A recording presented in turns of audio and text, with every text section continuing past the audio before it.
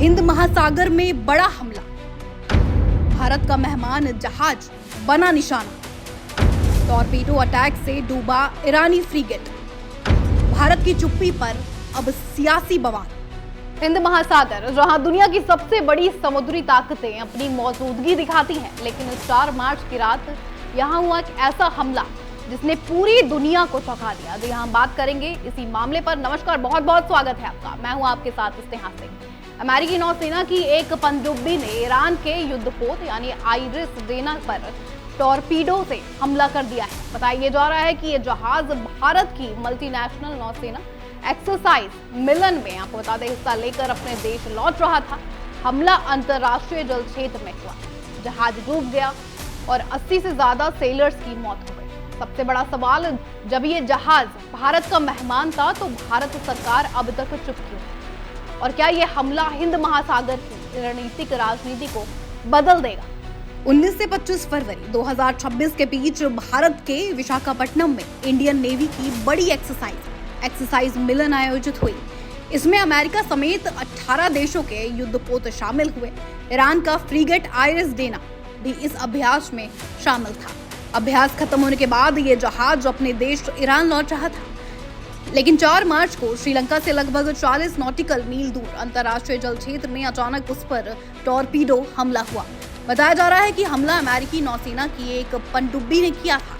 हमले के बाद जहाज से डिस्ट्रेस कॉल भेजी गई, लेकिन तब तक बहुत देर हो चुकी थी। भारी नुकसान के बाद ईरानी युद्धपोत समुद्र में डूब गया। इस हमले में करीब 130 सेलर्स जहाज पर मौजूद थे। रिपोर्ट्स के मुताबिक 87 लोगों की मौत भी हो गई है। श्रीलंका की नौसेना और एयरफोर्स ने रेस्क्यू ऑपरेशन भी शुरू किया।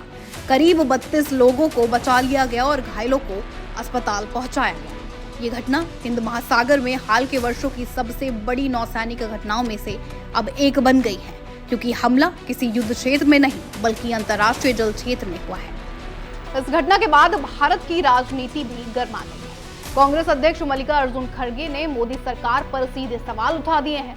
उन्होंने कहा है कि ये ईरानी जहाज भारत का मेहमान था और भारत में आयोजित एक्सरसाइज मिलन में शामिल हुआ था।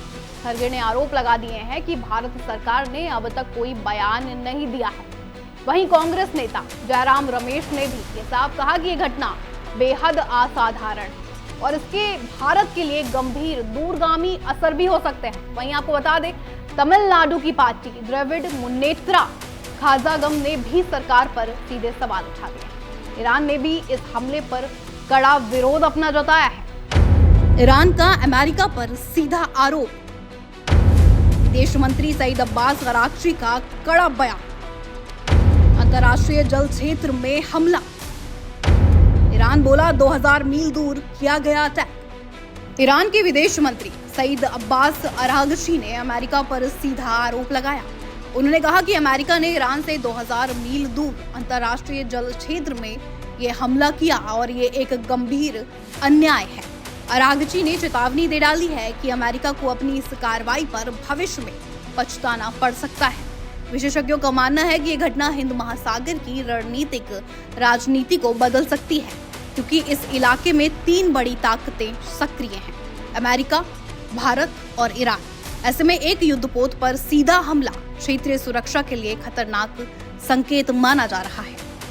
अब सबसे बड़ा सवाल यही है कि क्या ये हमला सिर्फ एक सैन्य घटना है या फिर हिंद महासागर में शुरू हो चुका एक नया रणनीतिक टकराव? और क्या भारत इस पूरे मामले पर अपनी चुप्पी तोड़ेगा? आप इस पूरे मामले को कैसे देखते हैं? कमेंट करके जरूर बताएं।